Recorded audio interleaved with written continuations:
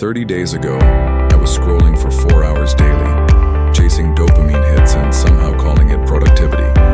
My phone was an extension of my hand. My attention was shattered into 1,000 pieces. So I tried something extreme, monk mode. I deleted every app, eliminated every distraction, committed to single focus days with zero escape routes. I thought I'd gain superhuman focus, finally become that disciplined person I admired online. But what actually happened? It changed how I see success entirely. The transformation wasn't what I expected. It was uncomfortable, revealing, and honestly kind of terrifying. And in the next few minutes, I'm going to show you exactly what nobody tells you about monk mode and why that matters more than the productivity hacks. Let me explain what monk mode actually is. It's a philosophy of extreme elimination, cutting out distractions, committing to deep work, and isolating yourself intentionally to achieve breakthrough results. It's trending everywhere right now because we're all burned out, drowning in the attention economy and desperate for gurus who promise we can transform overnight. Before this experiment, I was the perfect candidate. Scattered focus, 5 projects going nowhere, constant context switching that felt like progress but produced nothing. You've probably seen monk mode on Instagram, aesthetic morning routines, perfect discipline, that curated intensity. That's not what I was walking into. I set strict rules. No social media, one primary goal, rigid sleep schedule, limited social interaction, daily journaling. That's it. No room for negotiation. And honestly, I had no idea what these constraints would actually reveal about me. I was about to find out. The first 3 days felt incredible. Deleting apps was empowering. My focus seemed laser sharp. I told myself, this is it. I'm finally becoming that person. But then came the crash. Day 4, I reached for my phone 17 times, muscle memory searching for something that wasn't there. The boredom hit like a wave. The silence in my apartment became unbearable. I thought removing distractions would reveal my productive self. Instead, it revealed why I was distracting myself in the first place. There was this one evening, around day 6, where I just sat there staring at my project, completely paralyzed. I wanted to take a research break, which we both know means procrastination dressed up as work. I couldn't. The urge was physical. Then the social FOMO crept in. Friends making plans I wasn't part of. Conversations happening without me. But here's what nobody talks about. Without the digital noise, I became painfully aware of the mental noise. Anxiety loops I'd been drowning out. Self-doubt I'd been scrolling past. Restlessness that had always been there, just buried under notifications. Monk mode wasn't revealing discipline. It was forcing me to confront uncomfortable truths about work avoidance, about why I clung to busyness like an identity. Around day 10, something shifted, but not in the way I expected. Here's the counterintuitive part.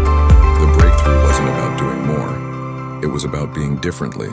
I expected superhuman productivity, finished projects, discipline mastery, the whole transformation package.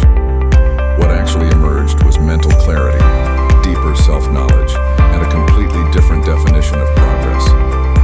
The changes were subtle at first. My attention span stretched longer. Decision fatigue vanished because I wasn't making 100 micro choices every hour.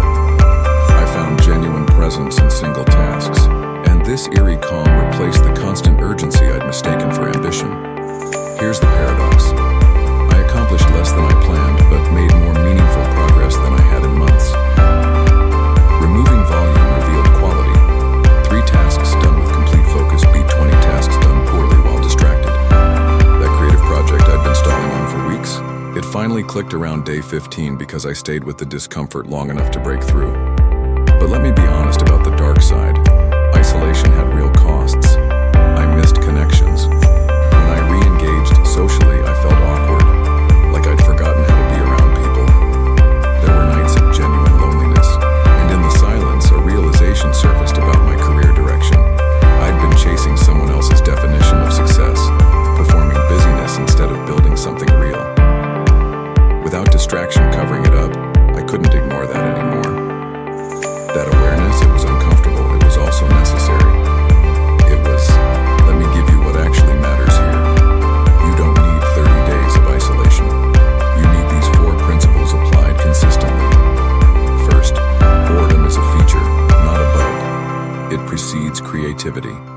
Let yourself be understimulated. Second, constraint reveals priority. Elimination forces clarity on what actually matters versus what just feels urgent. Third, digital detox exposes mental patterns. Notice what you're avoiding when you can't numb out. Fourth, productivity isn't the goal. Intentionality is. Here's a micro challenge. 1 week, one primary focus, minimal distractions. I know what you're thinking. But my work requires constant communication, or I can't just disappear. You don't have to. Try deep work blocks 3 mornings weekly, or monthly 48-hour digital detoxes. Adapt it to your life. Monk Mode is a diagnostic tool, not a permanent lifestyle. It shows you what's hiding under your habits. And here's your permission slip. You don't have to do this perfectly or extremely to gain insight. Even a diluted version will reveal something. The question is whether you're curious enough to look. Because once you see what distraction has been covering up, you can't unsee it. If you're constantly busy but rarely satisfied, this might be your sign. Try a mini version. 7 days, one primary goal, reduced digital noise. Then report back what you discover. Drop a comment with your biggest distraction, or what you'd focus on if nothing else existed for a week. I'm creating more content on deep work strategies, attention restoration, and productivity philosophy that actually works. So subscribe if that resonates. Here's what I learned. Monk Mode didn't make me superhuman. It made me human again. It gave me back my attention, my presence, my ability to choose. And that's worth more